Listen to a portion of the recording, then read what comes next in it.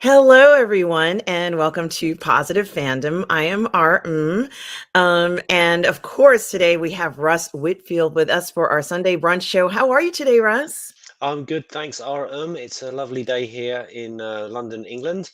Sun's finally come out. Summertime seems to have arrived. You're still in LA? I am. I'm in Anaheim, California, and as you are pointing out, very rightfully so, I'm here for Star Wars Celebration next week. But last night, I happened to be able to attend Award This, which was an independent film award show that Chris Gore puts on for Screen Threat. So, that was a lot of fun to be at. And, Paulie from Latino Slant was there, and Mhm. so with Robert Meyer Burnett, and Robert's movie, Tango Shalom, won for Best Comedy at the awards show. So that was a great thing to be there for. It was very exciting and just really a lot of fun last night. Oh, I wish you'd have sent some pictures. I would love to have seen that. Well, I did take some video of it, so, I certainly will share it, but I just really I didn't even know I was gonna be going to it, but Paulie had asked me whether I was going to the ceremony. I said, "I don't know," and so he says, "Yeah, you should go," so I went, and it was a lot of fun. It was really I love award ceremonies. There's nothing better than actually going to one, Hmm. so it was great to really honestly support a lot of these independent films that I've seen over the past year or so. Some that were just absolutely spectacular, Russ. And Yeah. the other day you and I were talking about films. It hasn't aired yet, but we were talking about historical films and Mm. how I kind of feel that for a lot of it, not just the historical films, but a lot of these independent films are so important, especially now since everything has changed. Journalism is not the same. We don't have, hundreds of newspapers and investigative reporters who are going into stories the way they used to. That whole thing has changed. There's no one who's doing that anymore. And a lot of times it's these independent films or even historical films that would do that, a historical film that would focus on something that might have gone wrong or figure that everybody should know about. It's not being talked about because those regular journalistic avenues are no longer in existence. So, That's um, crazy, but it's true. absolutely. And I do just want to say good morning to everybody who's here. I feel a lot better than I did last week, Russ. That one was very hard, but I did want to say hello and good morning, Tom Jr. Jackson. Hey, Tom, the Uh, man, the legend. Absolutely, we are all goof people, and my collaborator and moderator for the show. Thank you so much, Tom Jr. Jackson, for being here so faithfully. Mario Lopez is with us. Hey, Mario. Hope you are well, Mario. It's so good to see you here. Mikey Lito. Uh, Hey, Mikey. Always Good, good to see Mikey Leo. absolutely, and good afternoon, Russ, and a pleasant good day to this community of imagination connoisseurs who try to practice the gift of civility and positivity. Absolutely, guys. We certainly do practice this here on Positive Fandom and the PGS. Certainly, we welcome differing views. It's all good. This is a fun place to let your opinions be known. So, and Tom, please make sure you click the like and subscribe and ring that notification bell. It lets us know you care. Guys, I sure hope you grabbed your mimosas this morning. We're going to be doing some parlay. There's a lot to talk about, Russ. There's so much going on. I'm so excited, Russ. And we have Cool Gamer with us. Oh, hey, man. How are you, Cool Gamer? So nice to see you. Dennis Mason is here. All right, then. How's it going? Hope He you're says, doing well, mate. yeah, I've come to parlay for breakfast. Oh, and look, Paulie. Paulie is here this morning. Thank you for driving my mother and I over to the award ceremony yesterday, Paul. It's such a pleasure to meet you finally. You are such a gentleman. And it's just a pleasure to even spend any time with you at all. I so appreciate it, guys. Of course, check out Paulie on Latino Slant on his channel. Focus on Latino subjects and characters as well as artists. It really is a wonderful channel. Please do check it out. He's got something coming up for Obi-Wan with Tom Conkle on his show on his channel. So please do check out Latino Slant, guys. Um, Yes, Dennis Mason, get that coffee out, get whatever you need. And hello, retro nerd girl, Oh, such there she is. a Hey, pleasure. How are you this morning or evening or afternoon, wherever you are? It's such a pleasure to have you here, guys. Um, and I did want to say, gee, Russ, what an incredible week. It feels like entertainment's coming back slowly, or we got this summer entertainment vibe is slipping on in. What do you think? I think so. I think in the post-pandemic world, and I don't think I hope that there's no going back to that uh, craziness. And it seems like there's a realization that that craziness is sort of behind us, and things are starting to open up a little bit. The I think it really kicked off with No Way Home, didn't it? That was the sort of the big kickoff that things had gotten back to normal, and now we've got Multiverse of Madness, which I understand hasn't it did really well and then didn't do so well once word of mouth got around.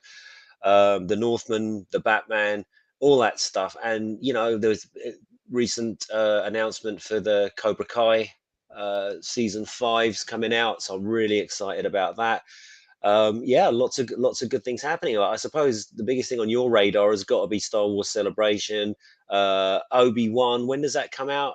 You would know this more than It me. comes out on Friday, Russ. On Friday, while I'm at Star Wars Celebration, Russ. I cannot wait for this. I bet you can't. I saw the trailer, um, and I have to say, I was really impressed with it in a way that I wasn't with Boba Fett. It looks like they may well have learned their lesson from Boba Fett, but who knows? I've listened to a lot of commentators talking about Obi-Wan, and one of the other things we'll talk about later on with Disney, and it's almost like we're abused spouses at this moment. In sort of Disney keeps promising us that it'll never do it again, and then we get into a show, and then two episodes in, it just becomes the usual crap. I mean, I think you felt this about Moon Knight, didn't you? That Moon Knight started off really, really strong, and it's like this is going to be awesome, and oh no, it's not. And the promise of the premise with Boba Fett, um, it's almost like that they'd already splurged everything out that they had to say about that kind of character with the Mandalorian, who should have been Boba Fett, and I don't know why he isn't Boba Fett, but I'm sure Star Wars nerds will there will be a good reason for that. But yeah, Boba Fett was a bit of a damp squid, but this one I'm hoping I'm going to give it a chance, and I'm quite anti Disney Star Wars, but they've kind of tempted me back in with this one. They've tempted you, Russ. They've tempted you They somehow. totally have, They yes. pulled you back in. Reeled me back in. Yes, and Tom Jr. Jackson says certainly check out Latino Slant's YouTube channel, guys. Definitely check it out. He has such incredible work on that channel. You certainly won't be disappointed. And guys, also check out Retro Nerd Girls Yeah, channel as it's well. fantastic. We don't have the link up there, but do go ahead and check out her channel. I promise you, you will not be disappointed. Oops. Sorry about that. That wasn't supposed to happen on the air, guys. Ask Chase. How are you, Ask Hey, Chase? Ash. It's so good to see you this morning, as always. And Mikey Lito is reminding me that in New York, some of those numbers are up and they're wearing masks. And yeah, I'm sure they are. I just hope that that's something that we can handle honestly. And here's Retro Nerd Girls YouTube channel. Everybody, please do check it out and subscribe to it. It's fantastic. Yeah, it really is. Amazing stuff on there. So certainly do that.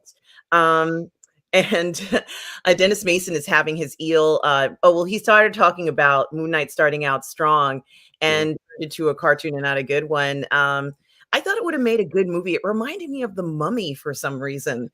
Um, mm. and it looked really good. Like it looks good. They spent so much money on this, Russ. So much. Yeah, he's such a brilliant actor as well. Like he's like kind of one of my stealth favorite actors. Like everything he's in, I just tend to enjoy. Although I haven't seen the last Star Wars movie, but I watched him in that film with Ben Affleck when they were, mercenaries going to rob a drugs baron and all that sort of thing. He was brilliant in that. He was the for me, it was the standout person in Denis Villeneuve's Dune movie. Yeah, he's really great. But here, there's the thing. I think you might have nailed it there a little bit. Or maybe it should have just been a movie. Maybe it just should have been a standalone movie, and then maybe spin it into a show if there's the interest there. One of the things that I've noticed that a lot of commentators have been sort of saying that with Disney Star Wars or Disney Marvel now, it's just a relentless tease for the next thing. So Moon Knight's going to roll into something else. As at the end of the Eternals, we were teased with Blade, and then you have to have seen. Well, you don't have to, but it makes much more sense if you've seen WandaVision when you watch Multiverse of Madness. So and it's just like, and now there'll be the next thing, and the next thing, and the next thing, and the next thing.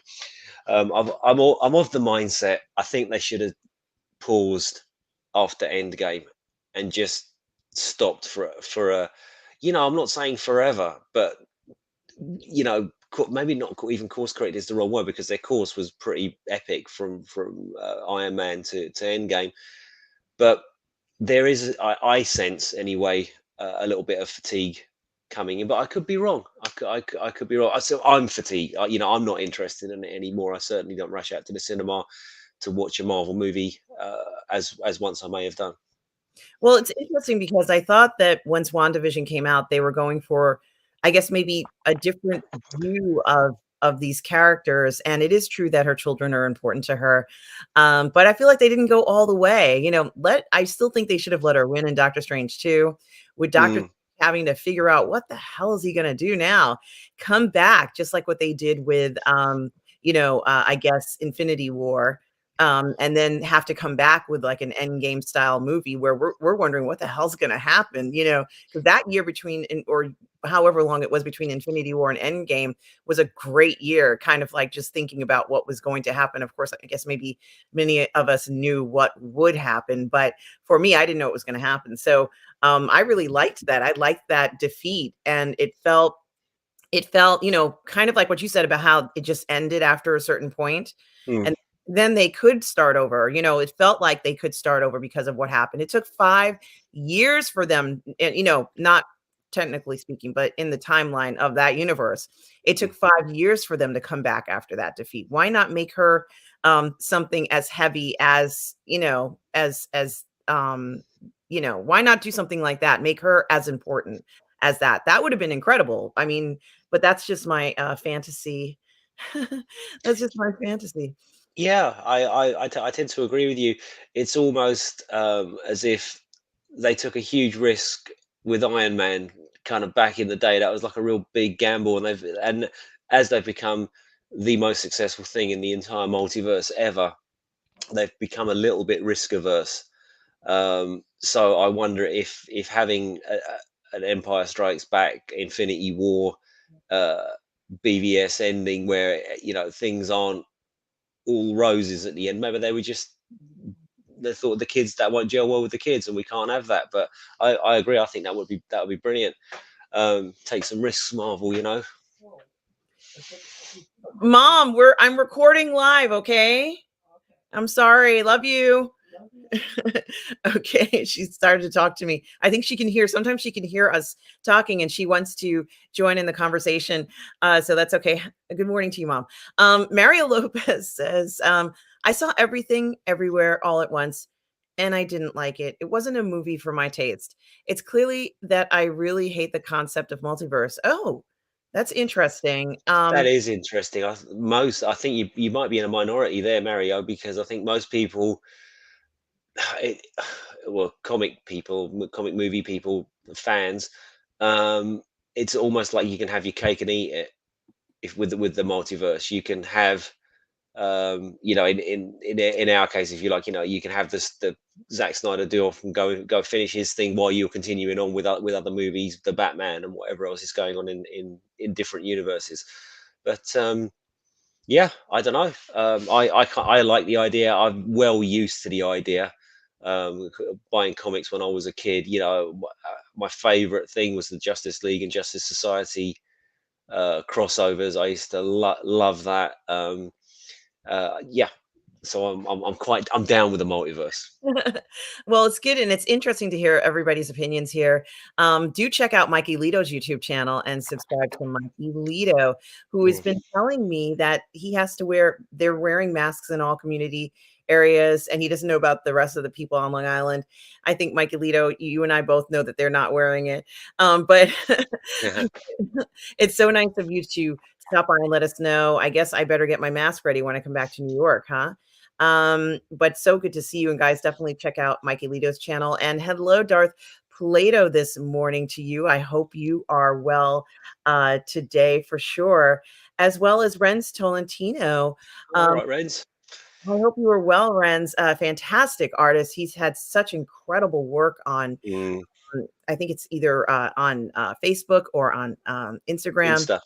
It's just been some spectacular, just lifelike paintings. They're just out of this world. And I'm really impressed with the work that he does. So and of course Tom is has the link here.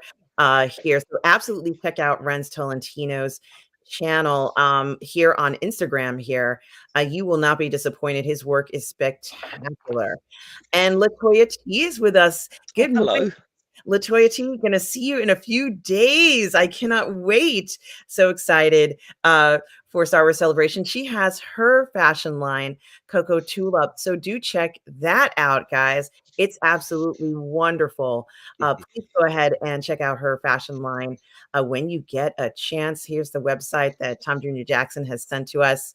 And MCP Scotty, hello, MCP Scotty. Hope you're doing I love his avatar. yeah. Yeah, he's a wonderful man. I've interviewed him on PJS All Stars and a fantastic performer. He has his own music. He writes his own music, and it's available if you guys want to listen to it for sure. Let us know your link, MCP What kind of Scotty. music? R.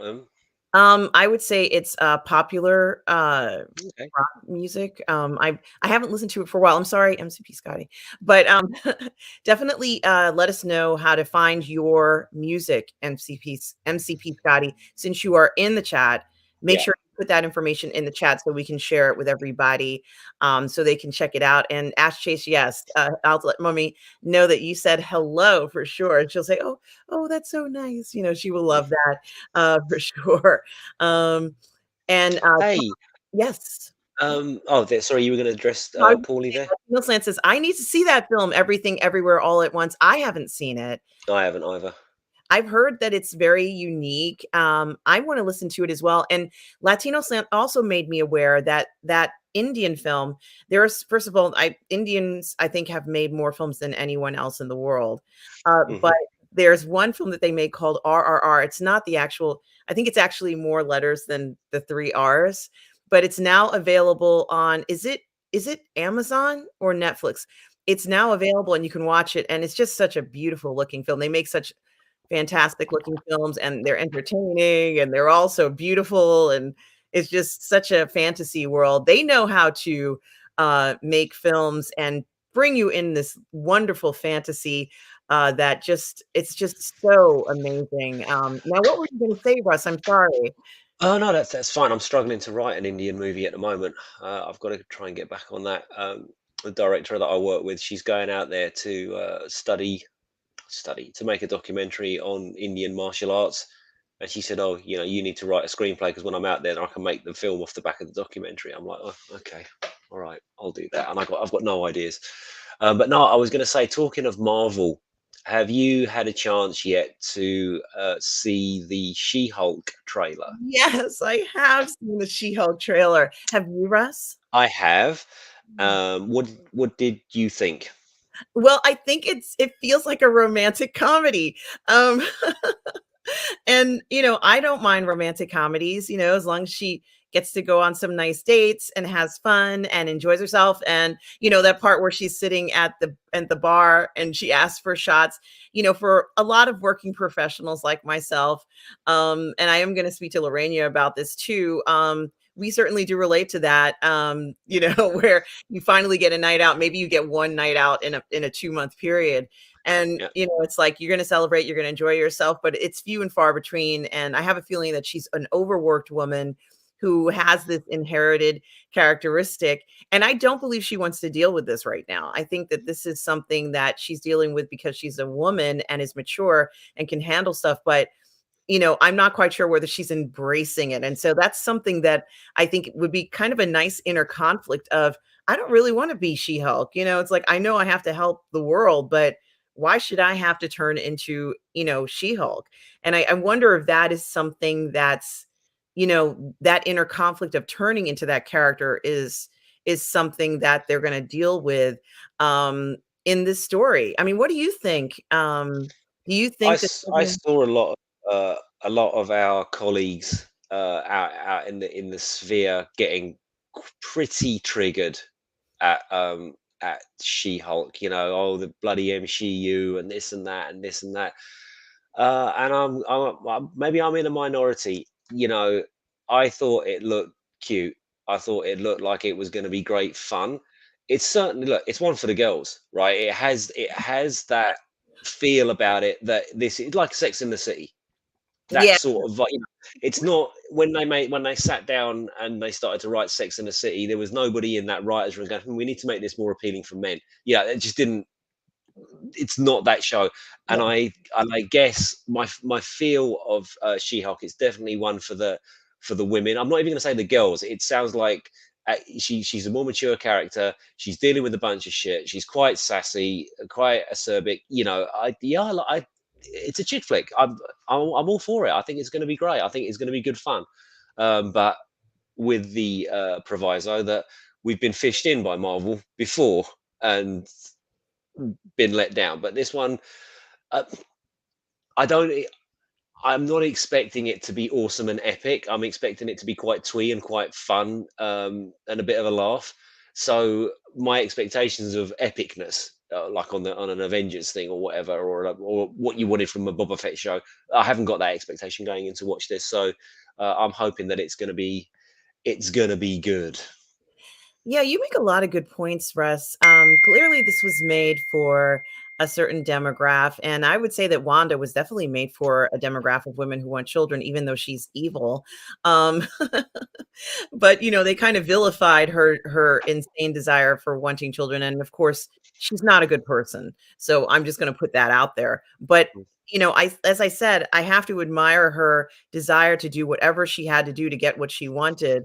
And I don't see She-Hulk being that kind of a person. She's not a villain. So what is her role in this? And they kind of threw in the Hulk, who I think is amazing to look at. But for me, the Hulk, I still have that 1970s, Bruce Banner TV show in my mind where he's just kind of walking around throughout the country, wherever he is. It doesn't have to be Yeah, in the United States. And he has to find clothes, so he goes and I guess at that time nobody had dryers. Find somebody's clothes on a clothing line. He throw a few bucks on the line. yeah. Their clothes. Bill Bixby, and Lou Ferrigno. Yes, Right. epic. Bill Bixby, Lou Ferrigno, that TV show really shaped me because they wanted to make it seem like he really was on his own, and that was the goal of that one. He was a lonely man, Hmm. and he, would fight crime from place to place. And is she like an attorney for like a pro bono attorney, or is she, like not an attorney who, does she work for a nonprofit organization? Now all of a sudden we learn in the trailer that she's going to be representing superheroes. And what does that mean? Why was she picked to represent that group of individuals? Or superhero matters, oh, someone's house was destroyed when this person saved somebody.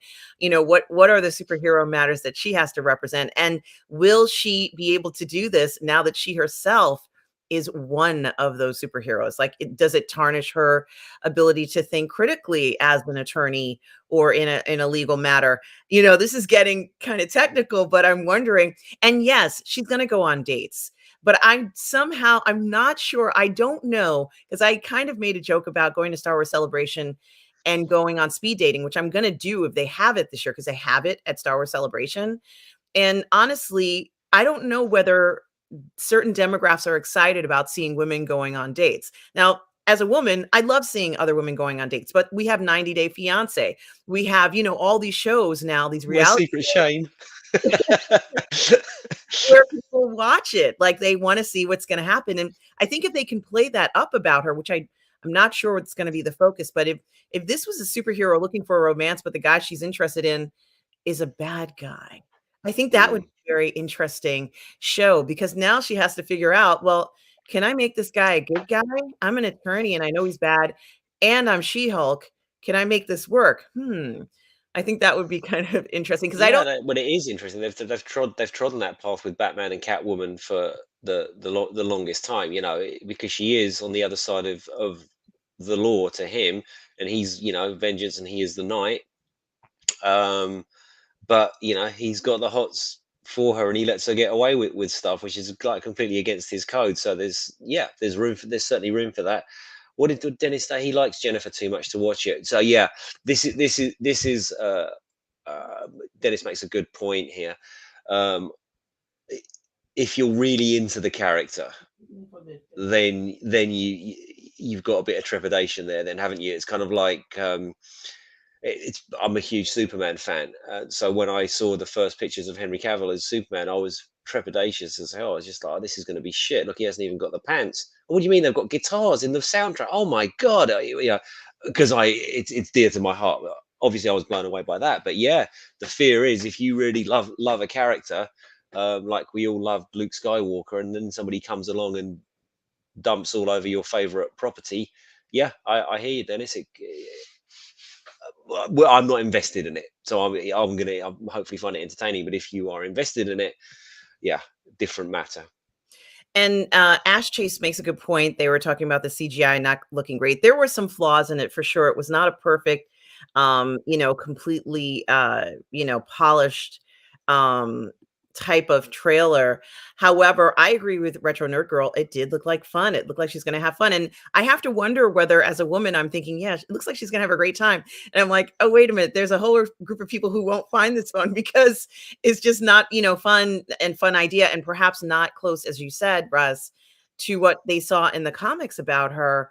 Mikey Lito reiterates what you were saying about people not being satisfied in phase 4 because it seems like it has no direction.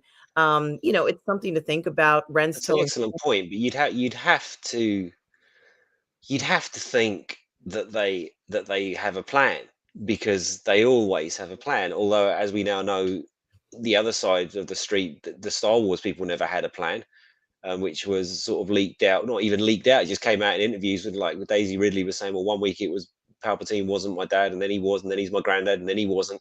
So yeah, hopefully so, Mikey. Hopefully. Yes, and Tom Jr. Jackson says, Darth Plato, I'm looking at RRR on the TV right now, hosting the show. Oh, you mean the movie? Got it. Yes. Okay. And Dennis Mason says, "Oh, like real women," and that is very true. That Mm, it seems to be focusing on something that a real woman like me would say, "Oh yeah, I'd love to see that." Not everybody's going to love to see that, and honestly, I think while we have regular films that do that all the time, it could be really a romantic comedy. I mean, this is, and especially at the end where she's like on this dating thing. mm. Um, I think that that's kind of interesting. I Um, hope it's fun. We've been saying, I just think it's going to be quite light, quite fluffy. I hope from what I've seen, I hope they don't try and go dark.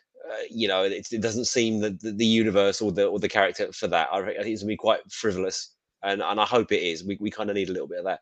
Bloodsport, the best handle on the internet. Happy yeah, birthday. and happy birthday to you.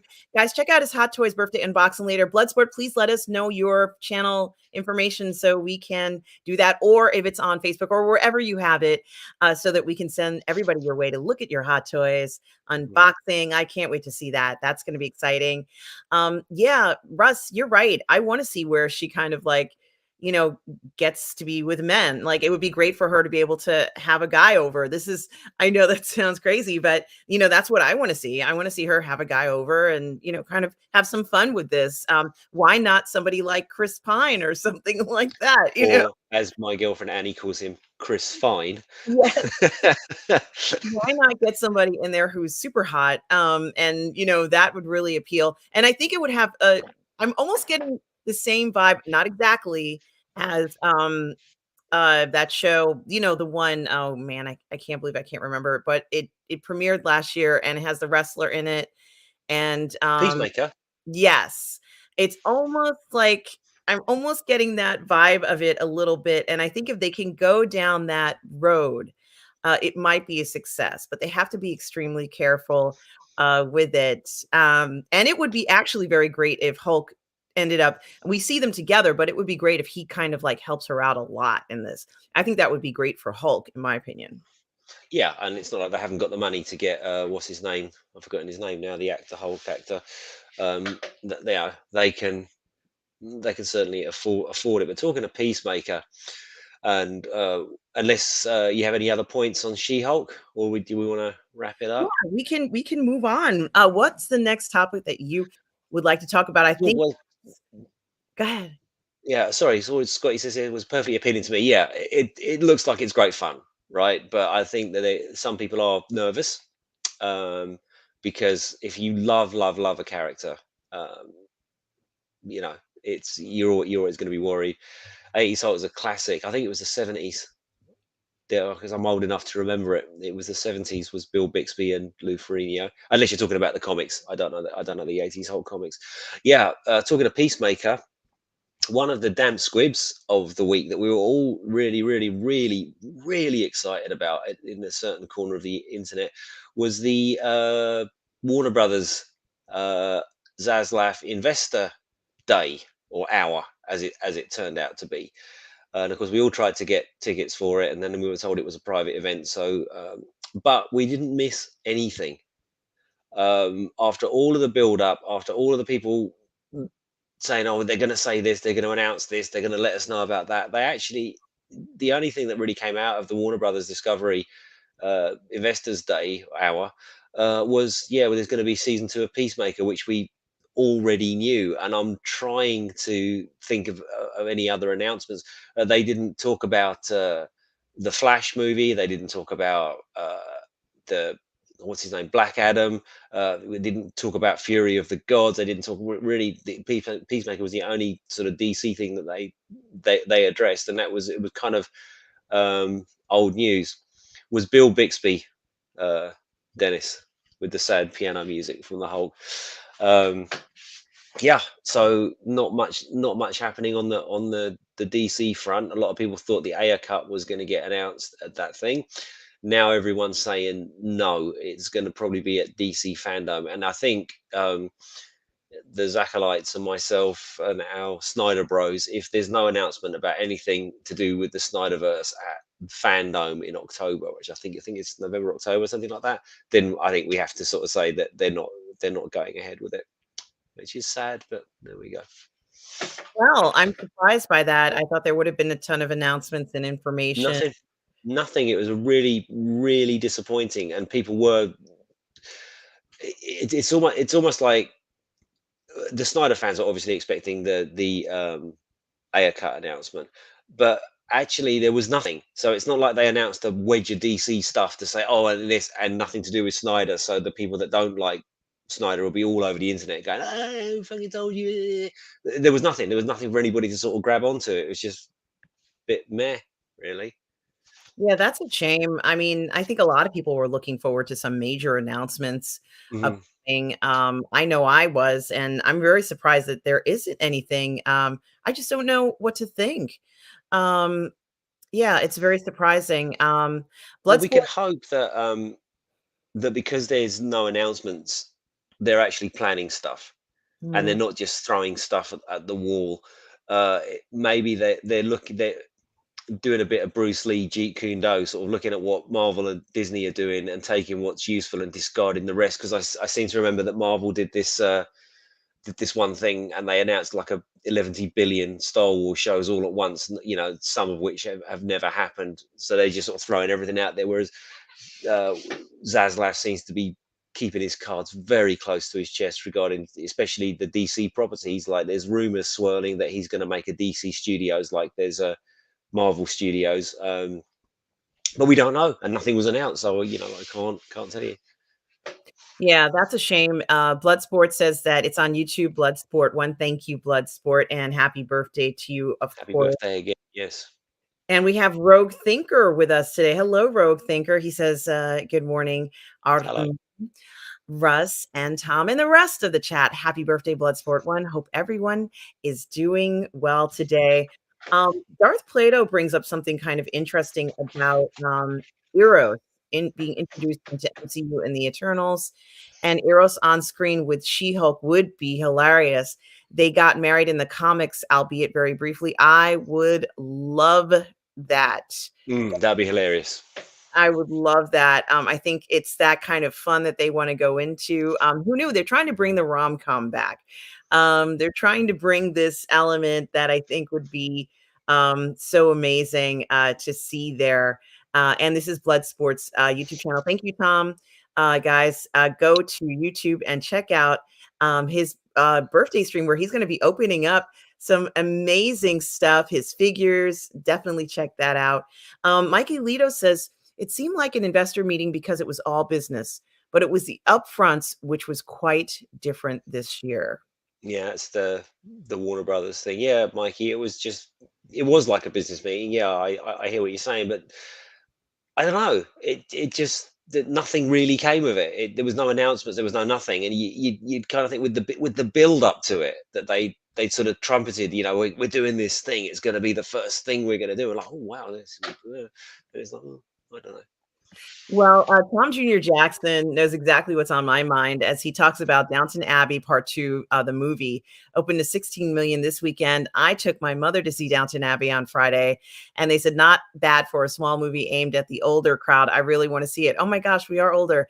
Yeah, it's fantastic, Tom. You will not be Well, disappointed. this Tom makes a good point about the older demographic, and I think we may well have spoken about it on this channel before, but it's certainly something I've always thought you should.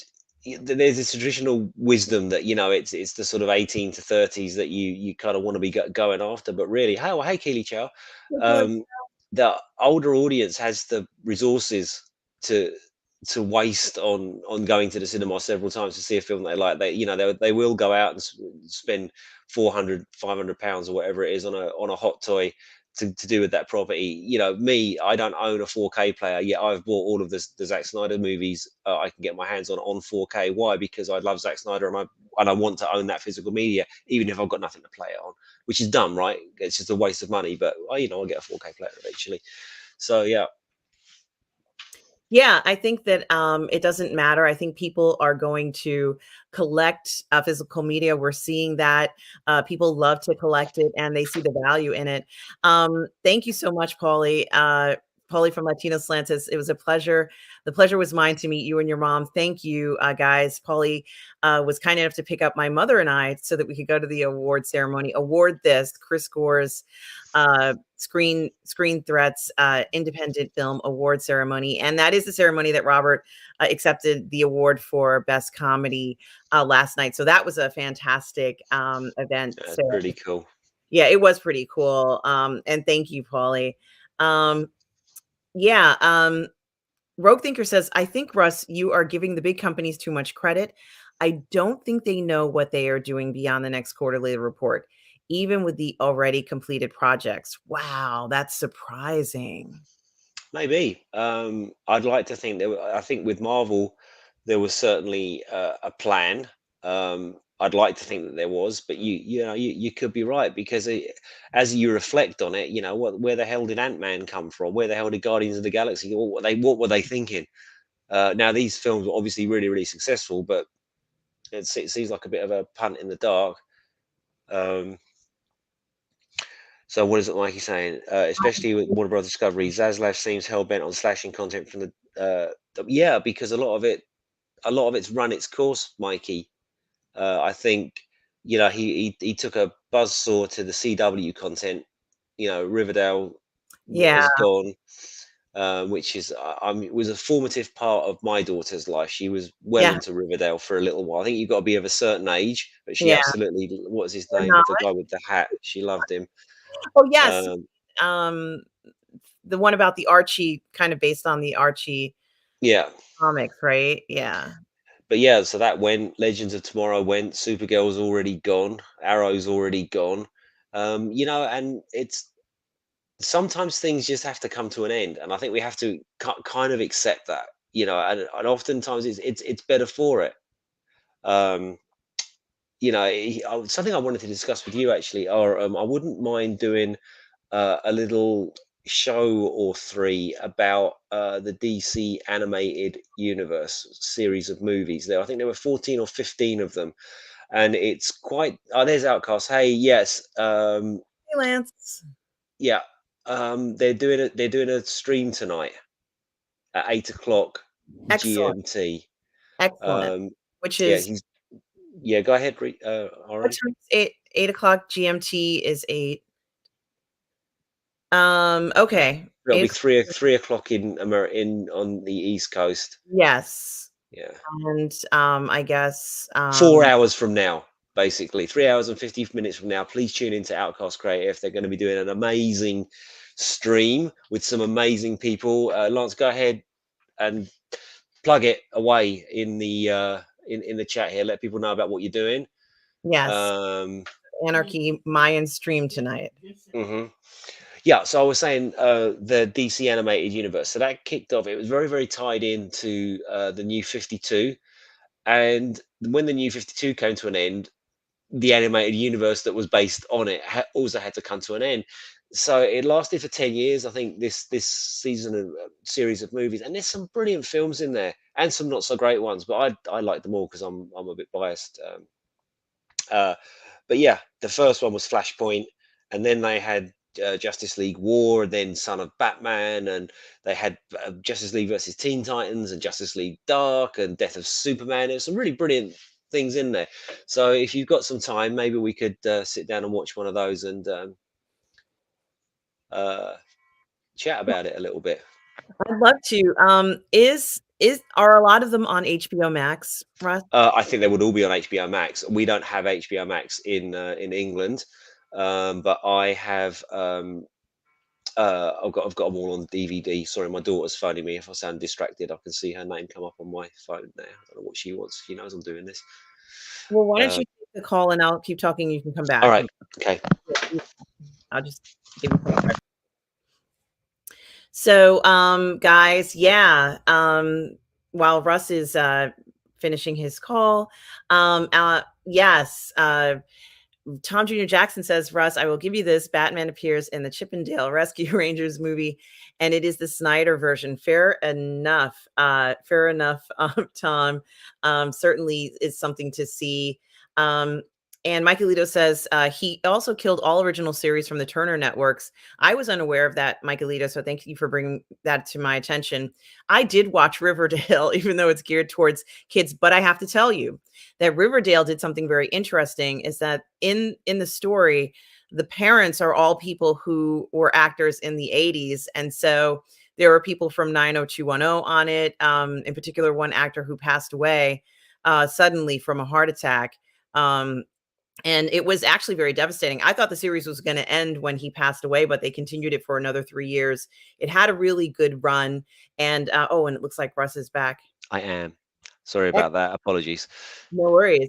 But I was just telling everybody about Riverdale. I watched it, and if you remember, Russ, since your daughter watched it, and I'm guessing maybe you had to watch it too. They had a lot of actors from the '80s in that show as the parents, and they had Yes, their own. parents. Yes. Yeah. And that was part of the appeal for me too. I was like, I remember 90210, and unfortunately, when the actor had passed away during the show, I thought that was going to be the end of it, but they extended it for another 3 years, which is a miracle because that almost never happens. But I think they had a good demographic, but a lot of people were not that happy with how they were treating, the Archie comics. And I think the Archie comics would be incredibly hard to adapt. They had to Mm. make modern day. They were not going to go back to 1950 or however the Archie comics might have been, let's say, for a long time, and then through the decades would change. So they chose to go with a modern twist to it. But yeah, so it is very interesting. And Mikey Lito also pointed out that series from the Turner networks that were originals were also canceled. Um, Yeah, Another well, thing. he's all about the money, isn't he? Zaslav is all about money. He's all about things that are going to turn a profit.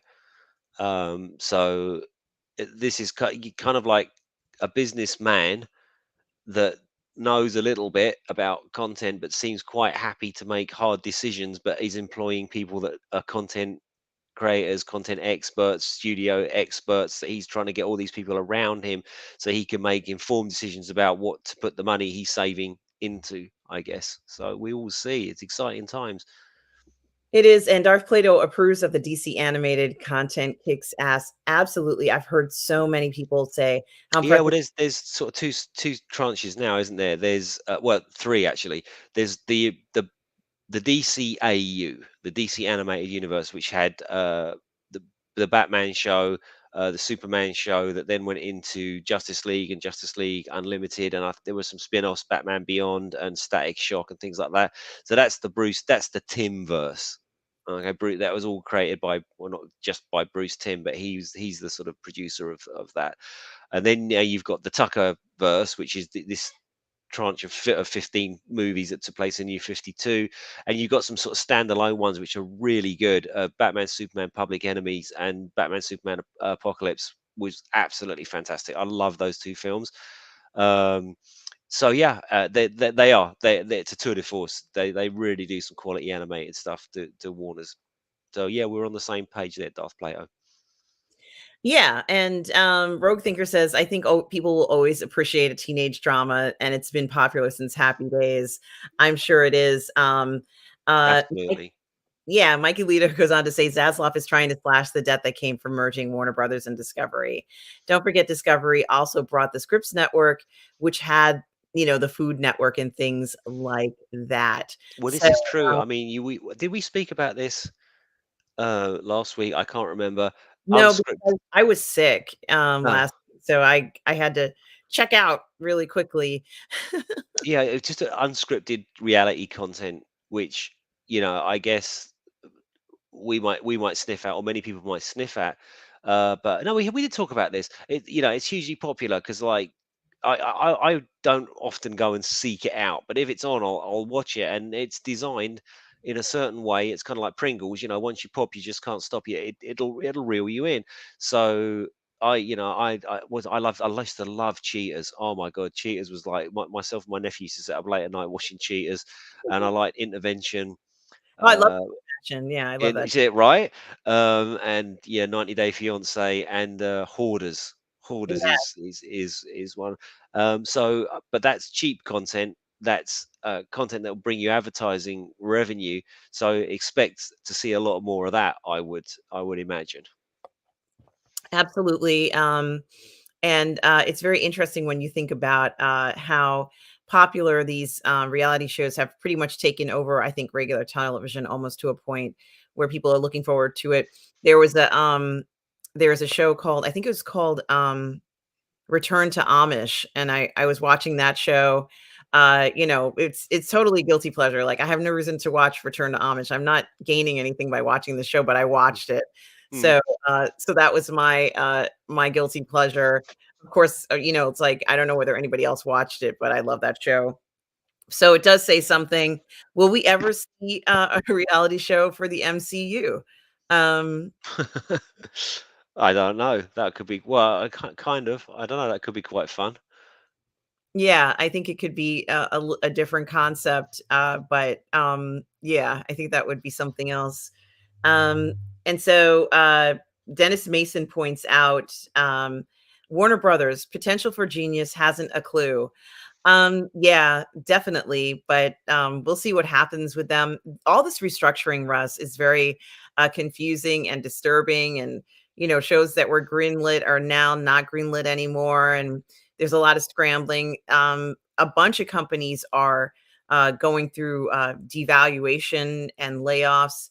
Are we witnessing the start of some kind of economic turn? Um, yeah, I think we touched on this a couple of weeks ago.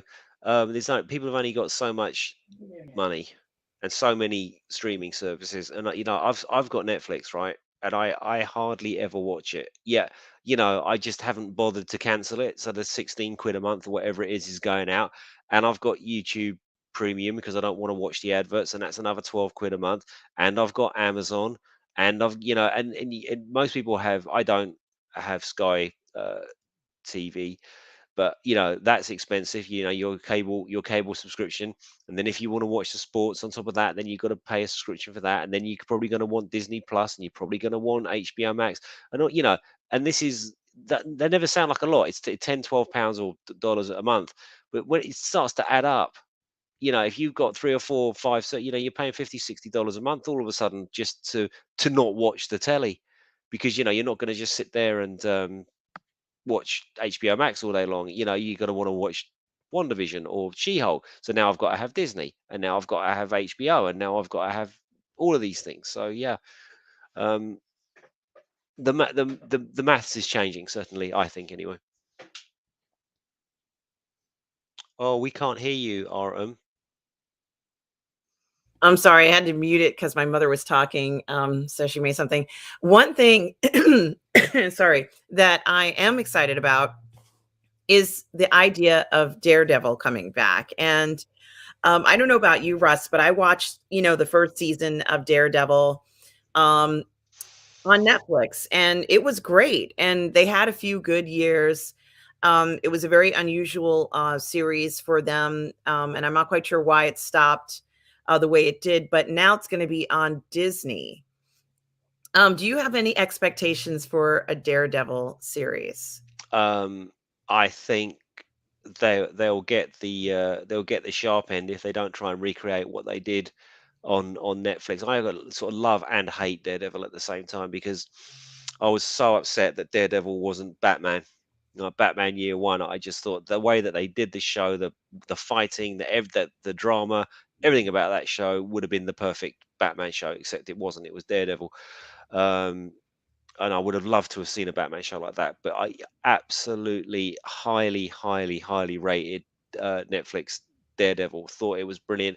Uh, the its spin-offs, the shows around it weren't as good, but they were still okay.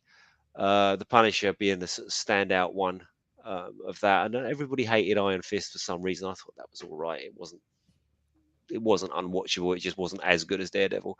Um, but are Disney Marvel going to go hard R with Daredevil, which is what the fans will want and expect? The ones that are all devastated that it finished on Netflix. Now it's gone over to Disney Plus. Are we going to get PG Daredevil? Yeah, that's a huge concern for me, especially. I don't want to see a PG Daredevil. I want him to be fierce, and I want to see bone crushing and Mm. all sorts of crazy stuff.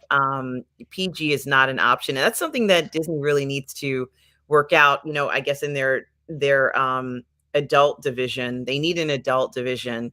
Mikey Lito says, "I'm concerned that they are not bringing back the original production team and are using a new team."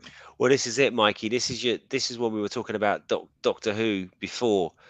That in and of itself is a statement. This is going to be different. This isn't Daredevil that we got before. It's a whole new thing, and it's like, well, we don't want a new thing, or I don't certainly don't want a new thing. I want the Daredevil that was awesome, not sort of new rubbish Daredevil. But we don't know. It's not come out yet, so this is positive fandom. It could be brilliant, but it's just a little bit of trepidation that they're going to PGify. And what's Laszlo Panaflex saying? I love Daredevil. He can tell me to read the internet in braille. And hello to you, Laszlo, by the way. That's unbelievable. And hello, Laszlo Panaflex. I don't know if we've seen you here before, but hello to you and thank you for Welcome. coming in. Tom Jr. Jackson brings out a point. Season 2 of Reacher will be based on the 11th Jack Reacher book, Bad Luck and Trouble, which I have and have read. I can't wait to see it come to life on the screen. I can't wait to see it. Tom Jr. Jackson, you guys know I'm a huge fan. And Mm. Russ, you said that you have some fans on that as well of the Reacher series. Yeah, I think everybody that's seen it has fallen in love with it. My ex-wife Sally was massive Jack Reacher fan, so she's made up with that show because although the Tom Cruise films, I think get unfairly lambasted. They're decent thrillers, but they're not Jack Reacher. He's not Jack Reacher, right? Jack Reacher is Alan Richardson. This huge unit, not little Tom Cruise. But they were entertaining films. But yeah, they've completely nailed it. Um, and Reacher confuses the hell out of me as to how that is on Amazon. Amazon with its public announcements of quotas and what its agenda is and what it wants to do, and like Reacher just seems to be this like real anomaly that is violent with a straight white dude as the lead, and he's not. He is the lead. It's not like the other two are sort of solving all the crimes, and he's just sort of he's the main dude in the show. It's very macho. He's men want to be him, chicks want to be with him. It's that kind of show. Yeah, top draw, mate. Top draw. Love it. It really is. And excuse me, Alan Richardson is going to be, from what I understand, in the new Fast and Furious film. Is So he really? yeah, and I think that this Reacher series has really elevated his profile. When it premiered in January, it was number one for a while on Amazon. Hmm. Um, and it just kind of blew things away. I mean, it was a huge accomplishment, but not a surprise because we've been starved of entertainment like this for so long that so many of us have really wanted to see something of this quality and hadn't seen it. So it was just like a miracle. Like you said, you were very surprised that you saw it. The company that made it is Skydance, and, Hmm. I believe that it's Skydance that is a lot of former employees from, it may be Disney, but I'm not sure. But their production just of it was amazing. And I think that they might have were the ones who were behind the production more than Amazon specifically. Oh, okay. I stand corrected. That has to be why. In that case, that has to be why. If they didn't have anything to do with it or much to do with it, then yeah, that's a stamp of quality right there. Yeah, and Darth Vader says the modern Sant culottes forgot to come for Reacher on Amazon. So Yeah, yeah. but yeah, that's also another series I'm looking forward to. And I just can't wait for that.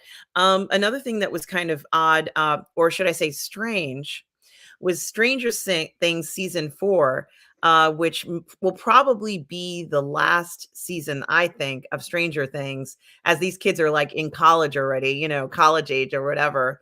Mm, Um, is that the plot of Stranger Things 4 apparently was ruined by a Monopoly game. And I guess that there's something in the Monopoly game that talks about what the threat is for season 4 and kind of ruins it. Have you heard okay. anything about this? I haven't heard anything about this because I checked out of Stranger Things at the end of the last season. Remember we were talking before, our some things should just end, and Yeah. there were two good seasons of Stranger Things. One epic, brilliant season of Stranger Things. The second one wasn't as good. The third one was nowhere near as good. And the fourth one, yeah, I'm not excited. I'm probably not going to watch it. Is the truth truth of it. Um, not yeah, not for me anymore. Well, you can imagine how crazy it is. You're premiering a season 4, and you're expecting a lot of excitement. This might be the last season, and then all of a sudden you learn that a game has a very critical bit of information pertaining to the season, something that was What's the story with this? I mean, do you know what the background is with the Monopoly No, thing? I don't know any of the details, but I know that the showrunners of the show are very upset about it. There's a lot of kind of disappointment in it in regards to this, and it's almost like a leak, but I'm not quite sure, because I believe the game was endorsed by the company. So something very odd happened with the release of it. So this is something that has to be looked into, but very surprising for that to happen. In Mm, fact, I've never heard of a situation like this happening before to a series where it pretty much is spoiled by a Monopoly game that reveals something in it. before it's even released. Mikey Lito says people should be watching Bosch. Legacy on Amazon Freevee, a continuation of 7 seasons of Bosch on Prime Video. I'm not sure would like it, though. Harry Bosch is no reacher. I forget who plays Bosch now, but it's had some rave reviews. That show apparently it's really good, but I'm not. I haven't seen it. I haven't seen it, but apparently it's popular because if it has 7 seasons, and people keep talking about how great it is, especially you, Mikey Lito, I'm gonna try and check it out, even if it is not with Alan Richardson in it. I do watch other things that do not have Alan Richardson in it, so have no fear. I do check those out. And Dennis Mason says, "I'm a mighty quiet guy. I got no quarrel." Okay, Dennis, you're letting us know that is how you are. We're just glad that you're here. And Norwegian Hmm. Kryptonian is here. Oh, Hello, hello. Kryptonian. So nice to see you here on our Sunday brunch show. Um, and also, bless you, Mom. Also, Dennis Mason goes on to say, "Oh, I'm sorry. It's a reference. Dennis Mason wanted to know what sans culotte means. No socks. And Darth Plato says it's a reference to the French Revolution, which is the inspiration for the current crazy stuff in the world, woke, etc. Bless you. Hmm. Um, so Tom Jr. Jackson says season 4 has an influence of Nightmare on Elm Street and Hellraiser. Oh, Oh, okay, all right. Well, now I've changed my mind because I love those films, and Hellraiser especially is. I've watched all of them. I've watched all of them. From the good ones through to the shit ones, through to the mediocre ones, and I think we mentioned this a couple of weeks ago. That Gary Tunnicliffe finally got his chance to do it, and they gave him 50 cents to make a Hellraiser movie. But it was absolutely fantastic. It was the real return to form, even if Doug Bradley wasn't in it. And I apologize if you can hear knocking and banging. The guy upstairs who lives in the flat above me um, has a constant need to drill and hammer.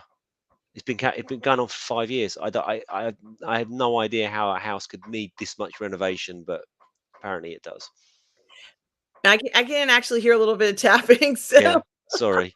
well, Hellraiser has always been one of favorite horror films for me, mainly just because I like the idea of, the main the father or the husband or whatever, he kind of wants to have this affair, but rather than just saying, I can't be with you anymore, and I want to be with other people, he decides to kind of like go through it in another direction. He wants to hide his desire so much that he's willing to kind of like, get a demon, you know what I mean? Like Well, he's it's the wife, isn't it? It's Frank. Frank is the husband's brother, and he's the one that is on the wants to explore the depths of pleasure and pain, and he ends up going to hell and coming back. It's the wife who can't get enough of the brother, and the yeah, daughter's caught up I've in the middle of it. I'm It's sorry. it's yeah, it's been years since I've seen it. Yeah. Well, But not what I years. like about it is the idea that at the time that it was made, or at least what they're implying, is that they don't want to kind of mess up the arrangement, but they're Mm. willing to go to such an extent to be with somebody else that they're willing to conjure up a demon. Like it's a crazy idea, right? Like Yeah, why would it, you do it something? is, and it's quite subversive film that explores a lot of the stuff that Clive Barker has since, obviously he's a gay man, which is much more taboo in the 80s than it is today. And a lot of those sort of, themes were explored in it, and the S&M stuff and all that kind of things, as we saw in that film Cruising, which is another film that sort of looked at it. But, he just did a fantasy version of it, and more power to it. So it was a great series of movies. The first one and two anyway were. Yeah. And so, Hellraiser, I think would be very interesting to see. I wonder what they're going to do in Stranger Things and how that's going to, now that it's kind of piqued our curiosity here. And thank you, Tom Jr. Jackson, for pointing that out. Yeah, Um, now I have changed my mind. Those two titles, I'm like, oh, all right then, because there is something in us, I suppose, when we get to this sort of age, or the nostalgia of our formative years in the 80s. It is pressing that button. Like, oh, okay, all right then. Well, maybe I'll give it a watch. Well, speaking of nostalgia, Bloodsport One asks, "When is the last time you've seen The Last Dragon?" I saw it 2 weeks ago in the theater, and it brings back memories. Oh my goodness, I it's got to be maybe 15 years ago. What about you, Russ? I can't remember. I'm trying to bring it to mind, and I don't remember anything about it. I know I've seen it, but I couldn't tell you a thing about it. I tell you what, I did start watching though, and I don't quite know why. It just came up on my YouTube. Like because some of these YouTube channels now, they just recycle old movies that they know they're not going to get copyright struck for because the movies are so old nobody cares. And it was it's called, oh, was it called Caged Heat or Chained Heat or something like that? And it had Sybil Danning and Linda Blair and all of these people in it, and it was basically one of those women in prison films. Oh yeah, yes, prisoner cell block H kind of thing. But yeah, and oh man, it was so entertaining, and it just had everything you want from an exploitation movie. So I nearly finished it, but I actually fell asleep on the couch towards the end of it. So I'm going to finish off watching that, and then I'm going to go on to Chained Heat 2. So I might have myself a little grindhouse exploitation Pam Grier Margaret Markov sesh fest over the next couple of nights because I'm off work for a little bit. So No, that sounds fantastic, and the Outcast creative goes on to say that The Last Dragon was awesome. Vanity was my biggest crush. Her life was so tragic.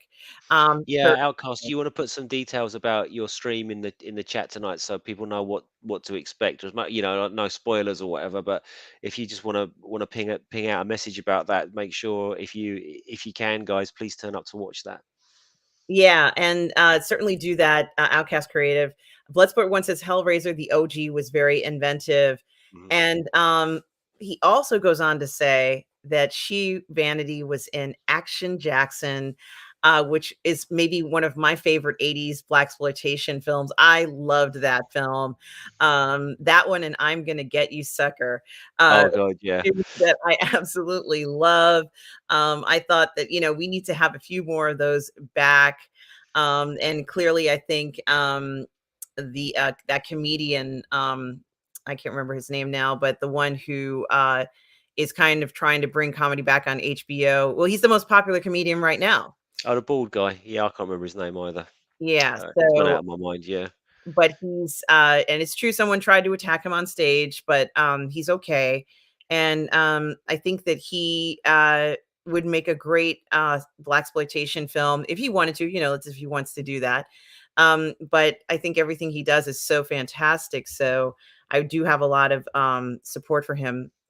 And um it, Tom Jr. Jackson says that Netflix released the first 8 minutes of Stranger Things season 4, and that YouTube, it's on YouTube, and by the end of those 8 minutes, you want more.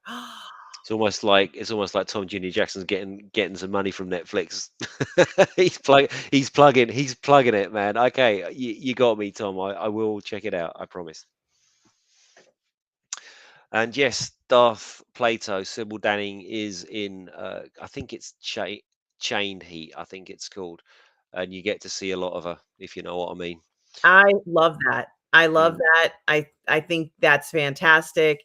Dennis Mason says he cleaned Vanity's house in the '80s. You lucky man, you.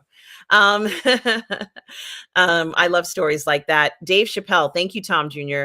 I don't know why I couldn't remember his name there, but the other thing I wanted to mention is that I did see a trailer for a film. Now, recently, Lorena and I have a show called Toxic Male Appreciation.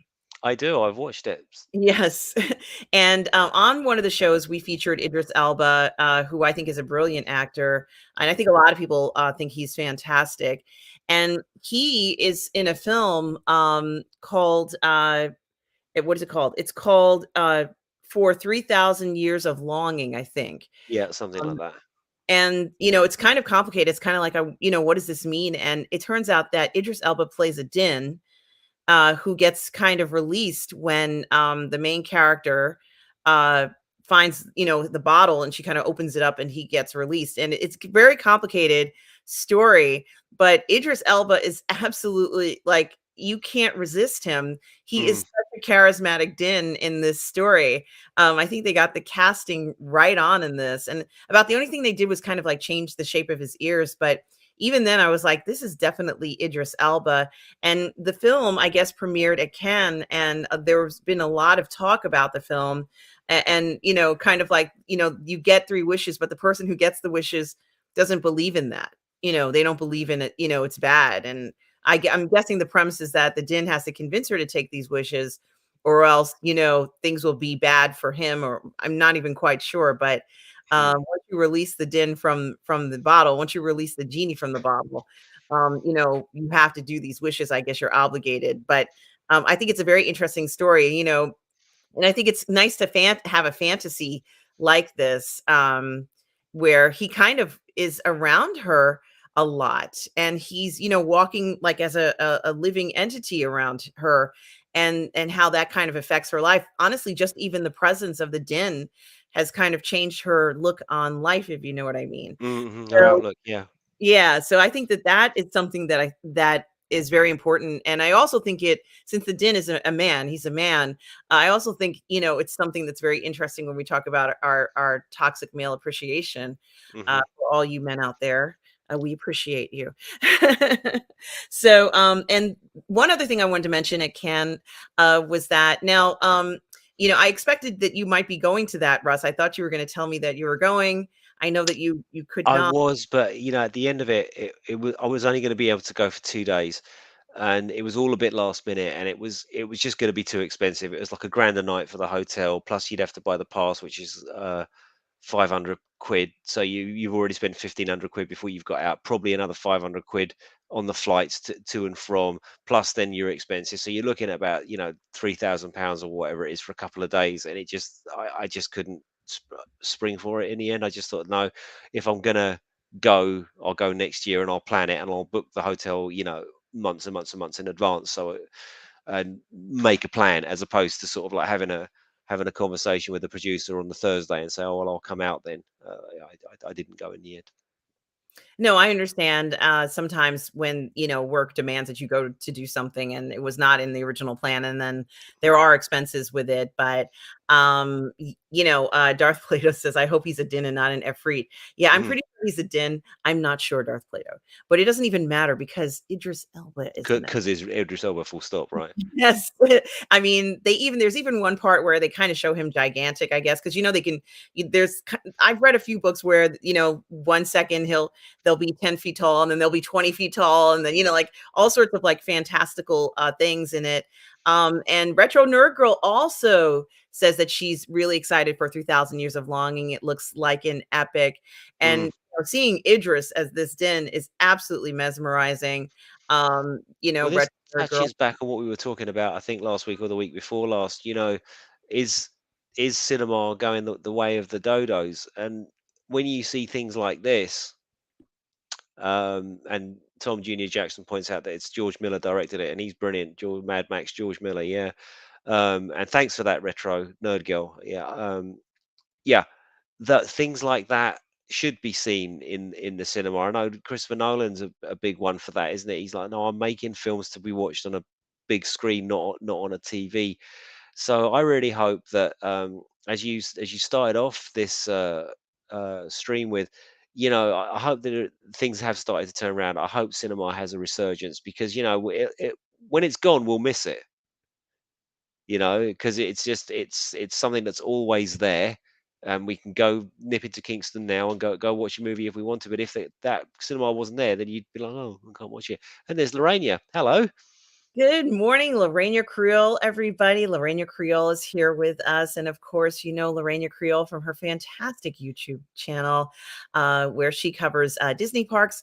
She interviews so many people on YouTube, and she also covers pop culture with that spice. So, guys, definitely check out Lorena Creole's channel. I love streaming with Lorena Creole on Toxic Femininity, and also the show that she created and asked me to co host with her, the Toxic Male Appreciation Show. No, we love watching it as well. Who wouldn't want to watch two hot girls talk about hot guys? I mean, that is just. It's entertainment. It's free entertainment, guys. Money can't buy it. It's right there for you on YouTube. I highly recommend that show. Oh, well, thank you so much, Russ. And thank you, Lorena, for stopping by this morning. I hope you're having a great morning. And guys, definitely do go and check out Lorena's channel, Lorena Creole, on YouTube. She also streams on Twitch as well. Sorry.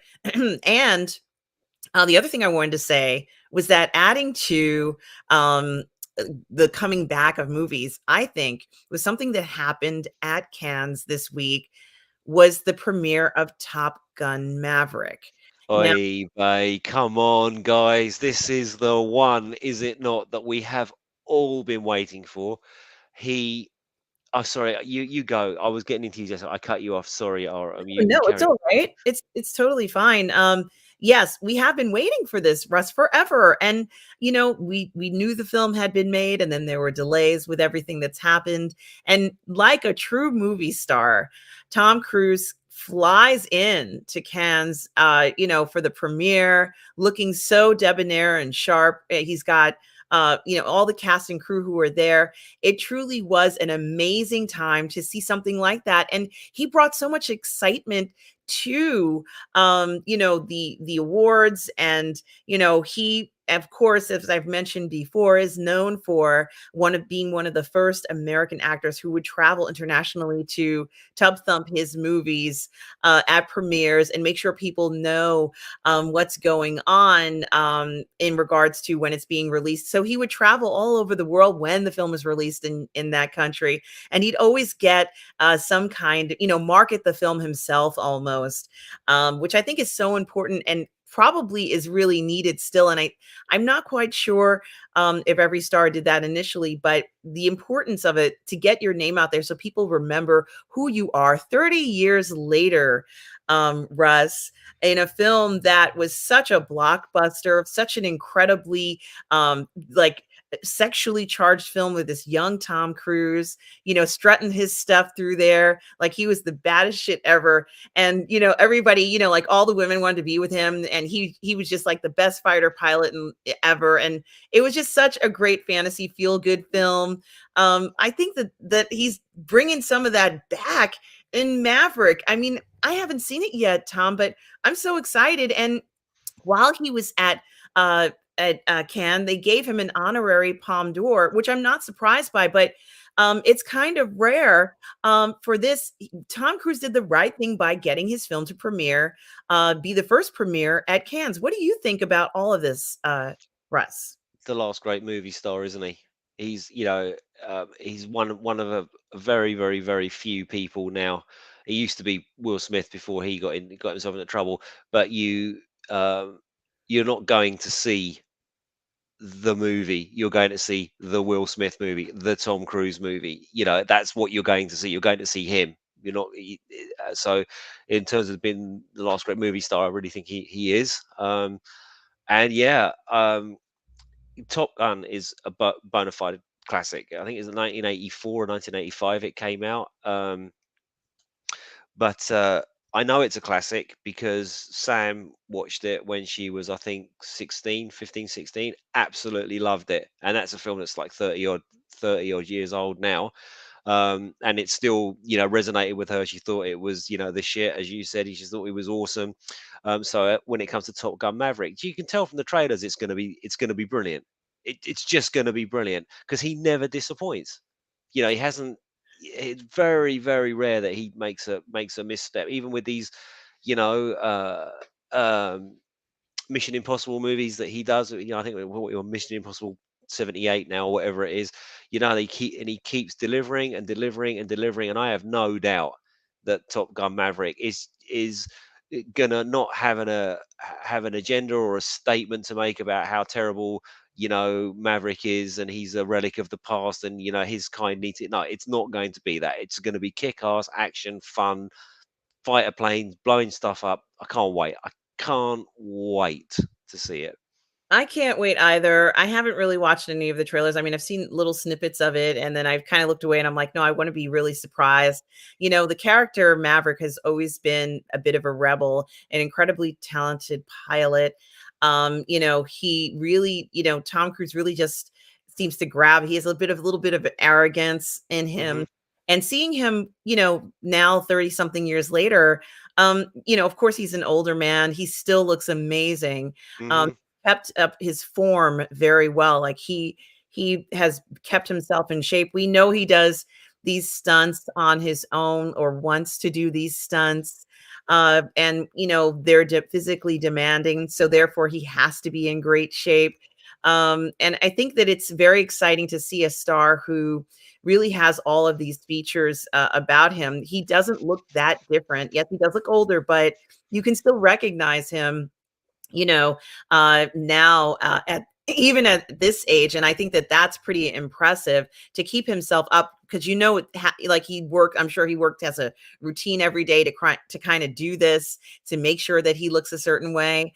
And he knows that he has to kind of maintain his looks, Well, it's to his kind of, job. It's yeah. his job to look good.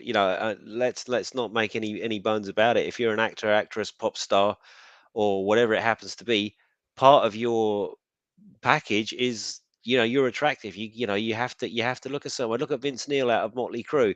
Yeah, he was a sex god in the 80s, and he's shame he's put on a lot of weight now, and people are just ripping the shit out of him because he's got so fat. So he's had to go on a diet. If he wants to go on stage, he's started to work out and started to shift some weight because there is an expectation of Motley Crue that they're going to be doing a Motley Crue thing. So yeah, absolutely, it's his job to look good, and he has to train for that.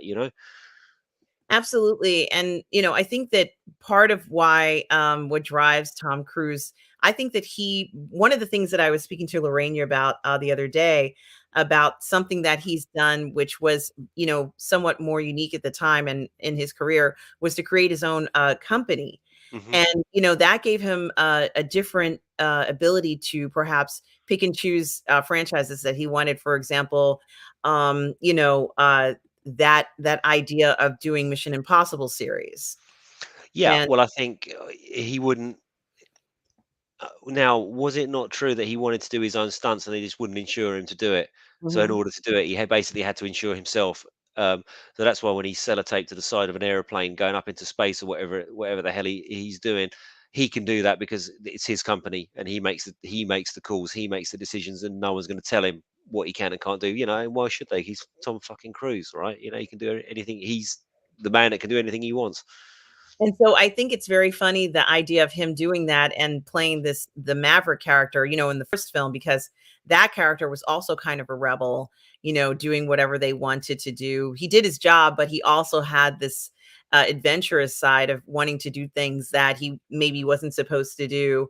And regardless of the outcome, that desire in him is probably something that is in Tom Cruise himself, from what we've witnessed. So it was so great to see the fantasy and the glamour, as he showed up in his tuxedo at Cannes. And I think it's wonderful that we're kind of getting that back. And we've kind of been discussing like who else falls into that category. I think Chris Pine probably will fall into that because I'm noticing that he has a lot of films coming out. But I think looking at more of the younger generation, I can't necessarily find too many actors who have that. And it makes me wonder. I mean, from what I've been speaking to a number of other people, a former TV executive who had told me that even the way that certain cinematographers film actors has a lot to do with their popularity in making them the feature while they're filming, or the focus of the story has a Hmm. lot to do with the angles that they use. And I wasn't quite sure whether he was kind of implying that they're trying to steer away from the star and want to steer more towards the message. So when you don't want it to focus on a star, you kind of, put them on the sideline. They're not the main figure in, like when Doctor Strange didn't become sort of the main star of his own film, so to speak. Mm. Um, now all of a sudden there's another person who's the focus. And so I had to think about that for a while. And I remember looking at Top Gun, and even when from whatever little bit I saw of the trailer of Top Gun Maverick, as soon as Tom Cruise walks, you see him there, it's like, "Oh my god, it's Tom Cruise." Now, I can still say that after so many years where I'm Mm. like, "Oh my god, it's Tom Cruise." I think it's very funny to have that kind of a reaction to somebody so many years later, um, there really is something very unique about him, and I think that he keeps it alive.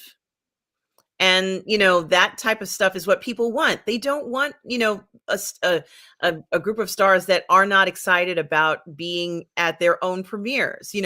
We don't want that. And is there a sense of this dourness, this dour feeling about the future of movies? We do see a lot of things where they'll say movies are dead and nobody's going to the movies anymore, but I think I don't really believe that most people feel that way. I think that while the cost of living has made it more difficult to go to the movies, people still want to go to the movies. Yeah, they do, but they don't want to be go to the movies and be told what a horrible person they are. I think that's the problem with the message, the way things have gone in the past 5 or 6 years, especially is you're going to the cinema to get a fucking lecture about how terrible you are, and why you don't deserve to have what you have, and other people are more yeah, all of that stuff. I'm not going to go on about it. Whereas Maverick, I don't believe will have any of that crap in it. I just think it'll be Tom Cruise being cool, and it'll make billions because everybody will go and watch it. Yeah, sure. Um, but as to regards to the movie star, yeah, you're quite right. The franchise has become the thing now, hasn't it? That you're going to see. You're not so much going to see the new Henry Cavill movie. You're going to see Superman, and you're going to see the new Marvel movie or the new DC movie or the new James Bond movie. Um, whichever it happens to be, and the person portraying it is sort of less and less important. I don't know if that will change. I guess I guess we'll just have to wait and see what happens over the next sort of 3 or 4 years with theaters. Will the streaming bubble burst? That's something I often wonder about. I remember back in the day there was the dot-com bubble, and that burst. All bubbles have their bursting point, but as I was saying earlier on, we've only got so much money and so much time. Like, you don't need anything else other than Netflix because you could sit and watch Netflix until you die because they've got so much content on it. But you don't. You've got to have Disney Plus. You've got to have HBO. You've got to have whatever other Hulu. I think is one you guys have. You got to have Amazon. You got to have all of them. And yeah, Yeah, well, it's interesting that you mentioned Hulu because this is the first time that I've ever seen anything like this where Hulu is offering subscriptions for $1. And I'm assuming oh that's like an introductory offer for either 1 to 3 months. And then they're hoping that you'll say, wow, this is amazing. I absolutely have to have Hulu. But I personally have never seen that. And hello, Paul in Long Beach. hello, Paul in Long Beach. I'm guessing that, Hulu doesn't want to suffer the same fate as some of the other streaming platforms. And they're saying, let me go ahead and offer the lowest that we can offer and get some of these subscribers who are done with Netflix, who are done with some of the other, subscription services and say, yeah, $1. I could spend $1 on that. I don't feel like I couldn't do that. Yeah, absolutely. So we may well see begun the streaming wars have was the sort of the funny sort of Yoda quote, wasn't it, about it? But maybe you'll see that the prices will start to come down and not go up because as I was saying, $10 or 16, I think it's 16 quid here for Netflix. It's not a lot of money every month, but it is when you're paying 16 quid for YouTube and 16 quid for this and that, and all of a sudden, as I said, it's 50, 60 quid a month that you're just spending on things that you never watch. So maybe the prices will come down. Yeah, and I think that I honestly think that what will happen, and we already know since you and I had discussed this, that Netflix wants to do. I think it was Netflix that wants to do more sort of like broadcast shows, live Mm. shows. So that was something that they could do. And I wouldn't be surprised if all of the networks go into that arena and then just turn themselves back into sort of like a cable service. But Well, Discovery are going to do that, aren't they? We spoke about this earlier on with their reality shows. And of course, the thing about having reality shows on streaming is that reality shows are binge worthy. I mean, they really are. Annie and I sat here, we watched Hoarders all day. Like just one after the other, and it's the same program, right? Nothing ever changes. A weird person, and they have this issue, and their relatives are disgusted, and the guy comes and he goes through it, and you find all this gross stuff, and they don't want you to take their stuff away, and it literally every episode is exactly the same. I'm there, man. I'm there. I'm hooked. I'm watching it. I'm there all day for it. Yeah, I agree. And for me, it's the one that I like is intervention. So Mm, and you did mention that earlier. I do like where and it seems a little cruel.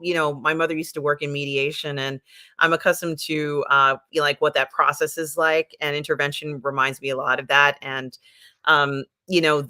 there you are. Someone invites you over to the house, and then everybody's there, and they're like, you've got to you have to turn your life around. And the person's like, well, and you have to do it right now. And they're like, what like, I'm not doing that. Like, so I kind of think that interventions are great, because usually one of the things I like about it is usually it's the family that's there, and they're like, I love you and I want the best for you. And I'm like, who doesn't like to see people's family come together to support, a person? How could you not like that? And but a lot that's right. of times, a lot of times that happens in hoarders, because Mm, it'll be like a family member who's like, okay, we're gonna go see mom right now. And then you open the door and it's like, oh, you can feel the weight of the stuff that's in the house, right? yeah, and I think you know what I think one I really used to love, and I haven't seen it for years, is The Biggest Loser, Yes. the weight loss show. I used to love that one. And again, totally binge worthy. Once once you sat there, that's it. What's her name, Gillian Michaels, or just fish you in, and you'll be there living and dying with the people at the on The Biggest Loser. So yeah, there's a place for it. Absolutely. So, I guess we'll be seeing more of this, but and there was probably one more thing that I wanted to talk about today before our show ends. It's already an hour and a half. It feels like we just started, Mm, honestly. Yeah, it had to do with something that I sent you, and this really interesting YouTuber who talks about why which scenes are the most perfect scenes in Zack Snyder's Justice League. And I think it's I think it's really interesting because it just has been I love when people do stuff like this, because you want to kind of talk to people about what their favorite scenes are. Sometimes you can't remember at the moment you're talking to somebody what your favorite scene is. hmm So he makes a video and he says, this is one of the scenes I think is favorite. And I kind of wish everybody would do this, because then I could go ahead and click on and say, oh, look, that was his favorite scene and this is why. So, Yeah, like, and then you're not like, yeah, I wish I had spoken about that other scene that was my favorite. And I almost want to encourage everybody to kind of do that. I kind of do write down what my favorite scenes and parts are in movies and films, but that particular film had so many cool scenes in it that it would be hard to pick one favorite. So you would have to kind of like have my top 10 favorite scenes in Zack Snyder's Justice League, for me anyway. Um, it- and the final thing that I wanted to say, so that was something that I wanted to point out. So for you creators yeah. out I there, watched it. He was talking about just how well Snyder crafted an origin story and got you to understand a character in just really a couple of scenes. Like we kind of knew everything we needed to know about Vic Stone Cyborg from the way. Heavy spoilers, yeah. What I thank want you, Retro world Girl. retro nerd girl. Yes, I was hoping you were still here to catch this bit at the tail end. Yeah, so he was talking about how the cyborg character is introduced and how you can see he's struggling with obviously the thing he sees as a curse, but you can also see his inherent humanity and how he just helps out this random woman because and that scene there where he's standing by the cash. What they call him in America? ATM. He's standing by the ATM, and the woman's got no money, and then all of a sudden it says Gotham Bank, congratulations, you've just won $100,000. And I'm actually nearly welling up thinking about it because it was such a Mhm. touching moment. And he does this thing, and you see because he's a very good looking chap, Yes. handsome face sort of breaks into a smile. And he leaves this family having done this sort of great there, and they'll never know that it was Cyborg that saved them. Kind of like the secret superhero that can save you in that way. And he turns around and he walks off, and there's a young couple on the street, and you can hear his footsteps, thunk, thunk, and they see him with his red eye, and they're like, "Whoa!" So even though he's just done this amazing thing, people will shy away from him. Absolutely, and, this is as far as I'm concerned, what is so exciting about talking about movies is exactly something like this. And, Heavy Spoilers, does a lot of videos, Hmm. and a lot of times the videos that Heavy Spoilers does, are kind of like recap, videos. So we don't necessarily get all of his opinions. Sometimes he'll say, "And I thought that part was kinda neat," but we don't always hear what his opinion is. Mm, So, he'll do a recap and tell you where all the Easter eggs are and such, but this was kind of nice to get his opinion about what he thought was, really special, and I really do appreciate that. Like, for example, um, I can't oh, yeah, Mikey Lito says his favorite scene in Man of Steel is when Clark raided the clothesline. I like that part too, Mikey I Lito. was gonna say, I bet you love that. Man of Steel is my favorite. Over, I think, even more than Zack Snyder's Justice League. I think that movie's just perfect for me. I love it. But then again, Justice League was perfect as well. It's like, which is your favorite scene? I don't know. The bit at the beginning and all the way through to the end. That was my favorite. That was Well, my favorite 4.5 hour scene. Yeah. and Retro Nerd Girl probably knows what I'm talking about. There are a bunch of guys who and ladies, everybody who's looking at movies and looking at the movies, let's say at in 10 to 15-minute intervals. And just talking about, let's say, okay, let's talk about, the first 10 minutes. And then let's talk about 10 to 20 minutes and just talking about those parts. Because a lot of times there'll be things in there that you want to talk about, and you can't really kind of just casually talk about it. You do need the time to really get into the depths of it. So I think that's probably something that you and I should do with Zack We Snyder's we Justice League. I really try to sort of rein it in on positive fandom, because I'm so biased, and I'm so pro him and his vision for these characters that I love, and I don't want to bang on about it, but kind of once I get started, so I can try to keep it down to a minimum. So maybe we should do a show, but I really do want to do this DC animated thing. We will. We're gonna do it. Um, I am gonna do that, and I'm looking forward to that because so many people have told me how incredible the animated series is, and I'm like, I've got to watch this. mm. And I'm not quite sure how this happened. I know that Outcast Creative says that Tom and I will make a sprinting video when we go down to the pub. And here we see Dennis Mason says, "I hereby challenge Tom to a barefoot race down the middle of Hollywood Boulevard." So, Tom but in Los Angeles or yeah, Hollywood.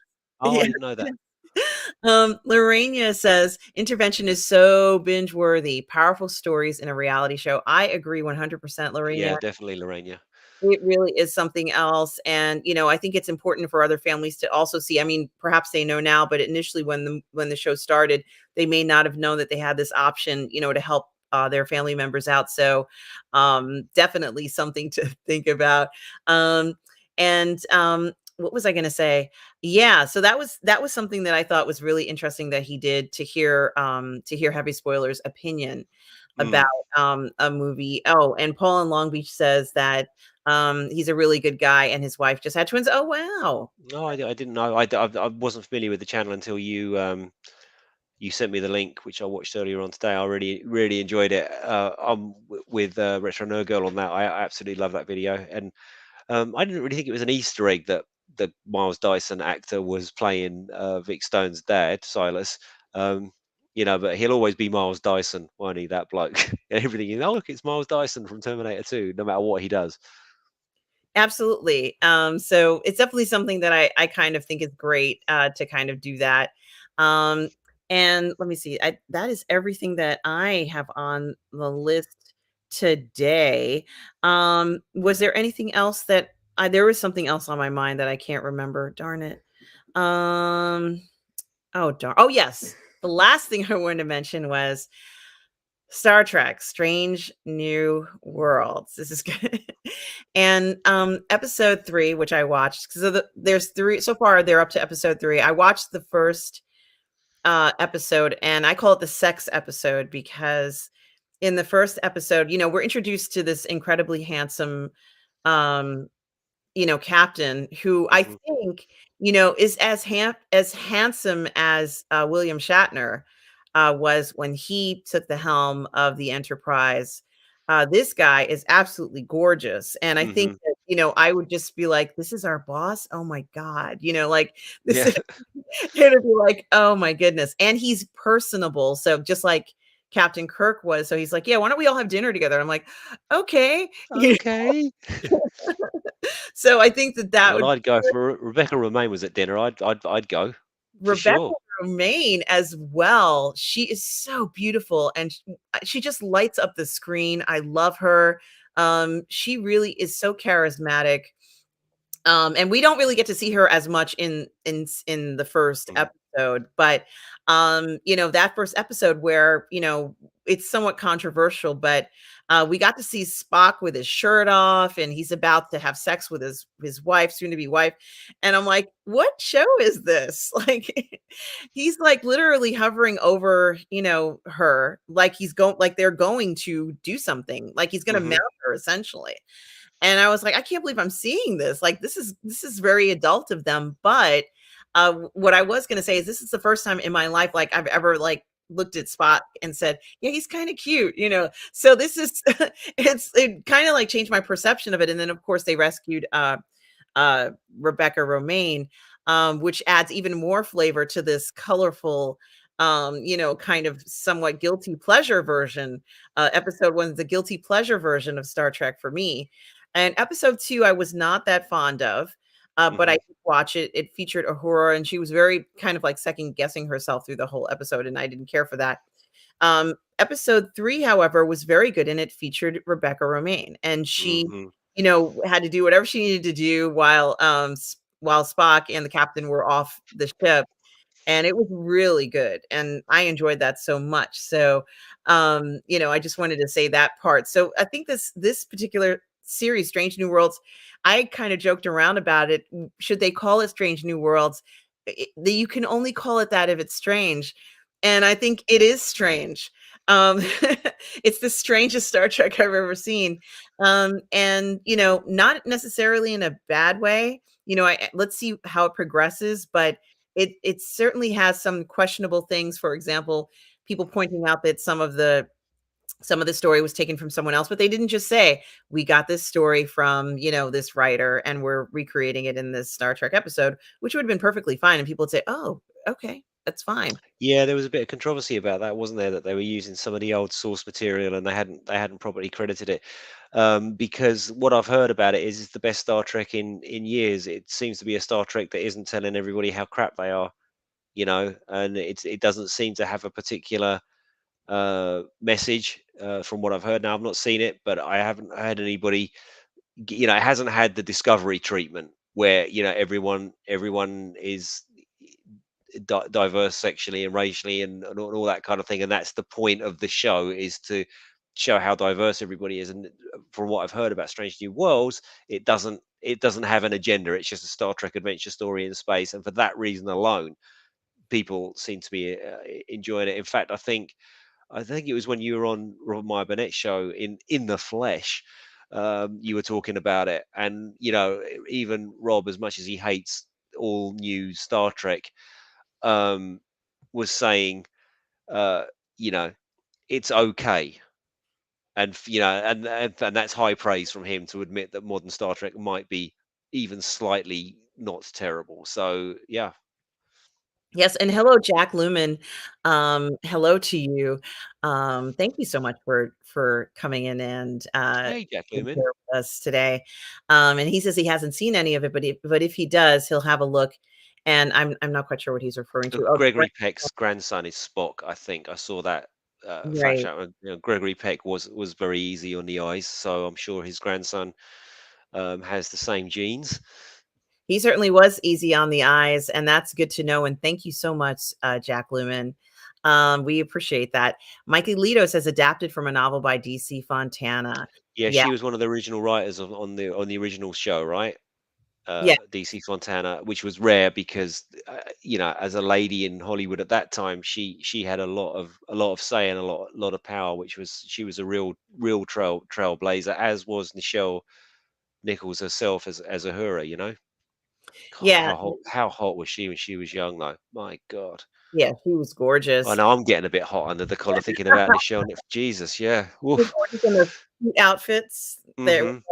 like, Yeah, and William Shatner, I mean, look, people, like, because he's like 1,000 years old now, and and he's bald, and he's got his syrup on and all the rest of it. But when he was young, man, he was drop dead gorgeous. As yeah. Captain Kirk, he was so handsome, unbelievable. And I liked his, like his charisma. He was charming, Hmm. and he was like, if you met a captain like that, you're like, oh, I'm gonna have to stay for dinner. Yeah, absolutely. This is gonna be a fun one. Dennis Mason mentioned he's 91, but even at 91, he certainly has a lot of charisma. And I have to give him a lot of credit. William Shatner is amazing. Darth Plato says that the third episode had the message of oppressed people that hide who they really are because of intolerance. Yes, there is a lot of that in the episode, and of course the character played by Rebecca Romaine is an Elorian, I think. I Hmm. thought I couldn't remember. I know they lived for a long time, but I don't know like all the specs about Andalorians. I thought they were maybe genetically changed, but they're not. But Yeah, and and I'm that's fine. Trek's always been about, good Trek was always about that. It was, it was allegorical, and it let you, as I'm quoting Robert Meyer Burnett here. Yeah, it let you make up your own mind. It would tell you a story that had a theme, or had a subtext, but it was up to you to make your mind up about it. So hopefully this maybe they've learned, maybe they've just realized that we need to entertain people and not tell people off. Maybe, I don't know, because I haven't seen it, but hopefully it will get back to some some level of being good.